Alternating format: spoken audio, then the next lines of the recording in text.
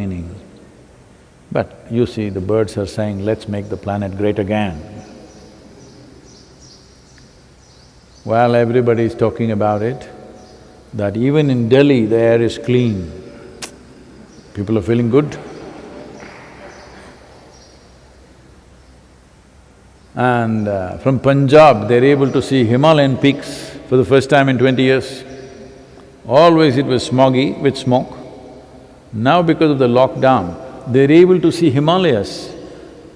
For thousands of years, people have seen Himalayas from Punjab, from Delhi, from all these places. But now we can't see because it's all smoggy all the time. So now that you're watching the Himalayas and you're even appreciating and beginning to enjoy it, is it not the time to rejig how many machines should run, what kind of work we should do, what we should not do, what is necessary, what is not necessary? Can we live with a little less? Everybody should look at it. If you make it a law, it becomes ugly. If it happens consciously, it's fantastic, you know. So, this is definitely a time. If we want to do this is not going to happen from outside. Because you know the great experiment, Karl Marx. I don't know how many of you are exposed to him because those of you who come from the West, he is a devil. In India, at one time, everybody was reading Marx, not anymore. They only read comic books these days. So, Marx is a very compassionate human being. He thought, if you bring communism in its purest form, not the way it is today, that means everybody lives according to their needs and fantastic life. This can only happen when human beings have great regard, respect and love for each other. But he thought he could do it politically, and what a mess! What a mess! Because wherever they try to bring communism, in major ways, the number of people who died because of this is unbelievable. In the 20th century, over 100 million people have died for this one ideology. But this is for the people. This whole ideology is about the people, the significance of common people. Over 100 million people, they can't be kings, there were no 100 million kings. Ordinary people who died, 100 million people. So, this is because a great idea, you try to implement it from the wrong end, this is a disaster. This can be done in so many ways, but today,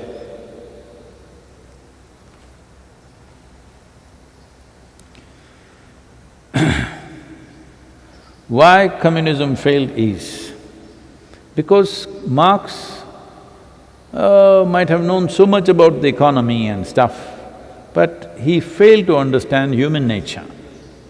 He genuinely believed, he openly spoke about it, that the first nation which will become communist is United States. How wrong is he? Mr. Sanders is trying, but that's not going to happen. He thought the wealthiest nations in the world will become communist and then they will share with everybody and we will create a wonderful world. Great idea. But always the poorest of the poor became communist in the world. Even today, it is always the poorest of the poor who are communist. What this essentially means is, those who have something do not want to share. Those who don't have anything want to share.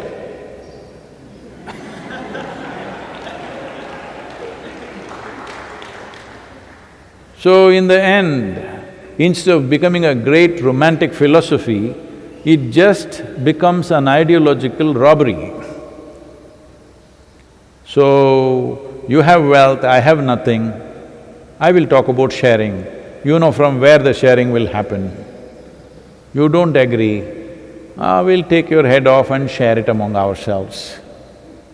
This becomes ideological robbery. Ultimately, unfortunately, that's how it ended up. What was a great philosophy, at that time, every thinking person in the world was so excited about communism. They thought this is the greatest ideology, the world will change. But just the reverse happened, because those who have don't want to share, those who don't have want to share. Terrible idea it became. So, this happened. I never told you about Shankaran Pillai's childhood, did I? No. When Shankaran Pillai was a 12-year-old boy, one day he went out and he brought a 100-rupee note.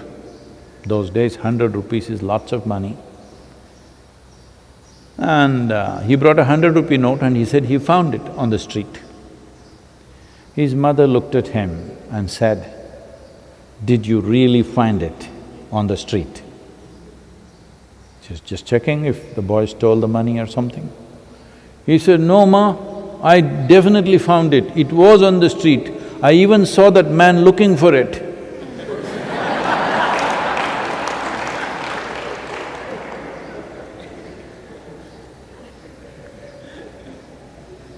So, this is happening from outside, it'll become ugly. Even now what I'm talking about, rejigging our economy, should not happen from outside, it'll become ugly. Again, with laws and force, it won't work.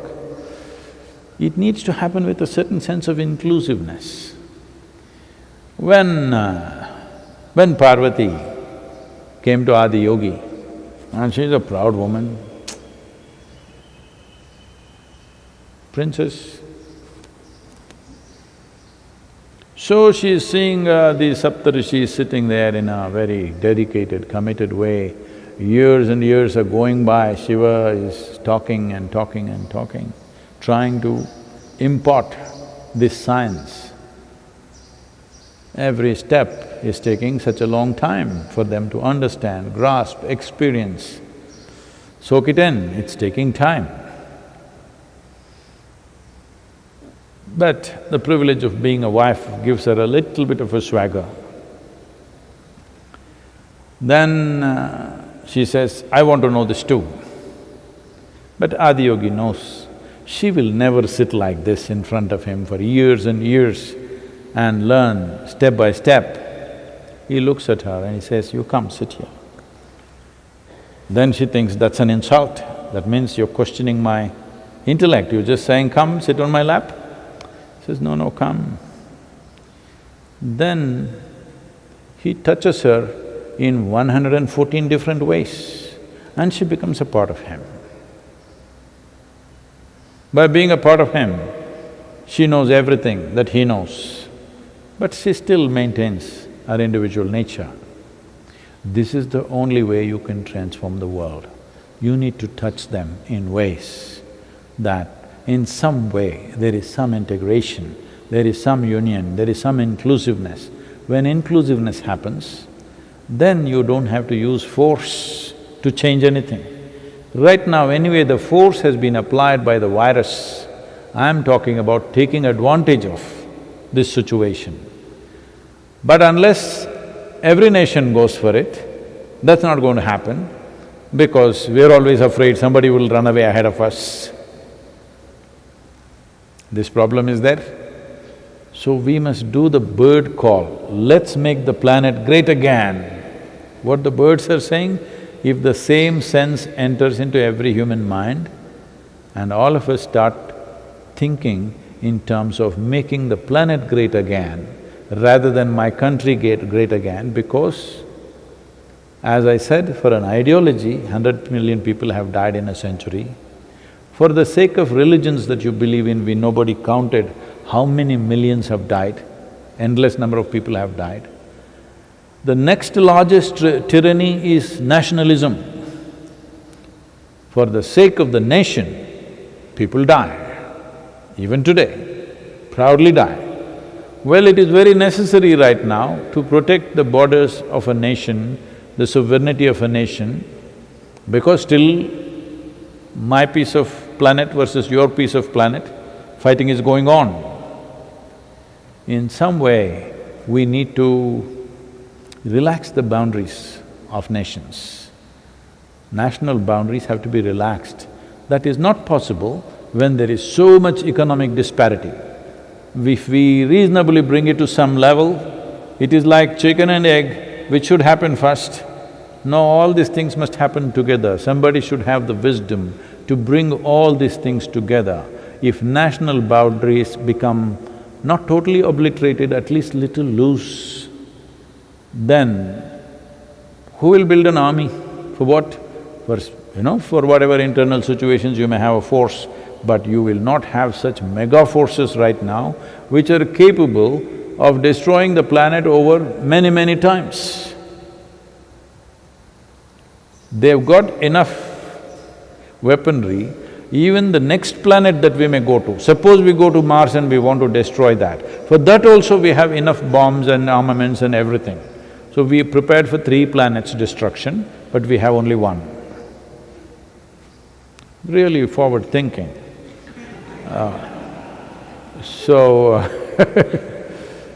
We have to…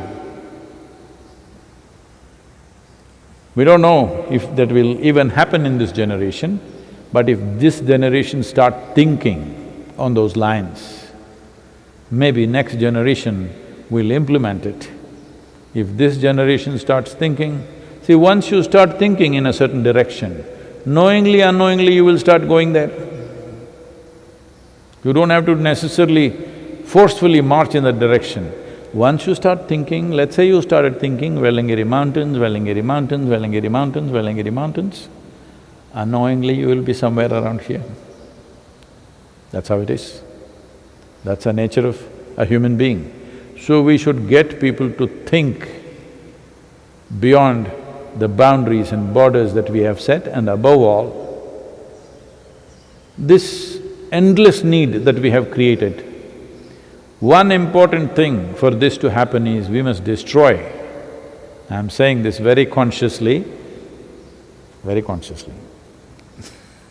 For all those… because I'm smiling, people think I'm not serious, I'm very serious. We must destroy the present education system if we want to do some genuinely positive things about the ecology, because that is where the key is.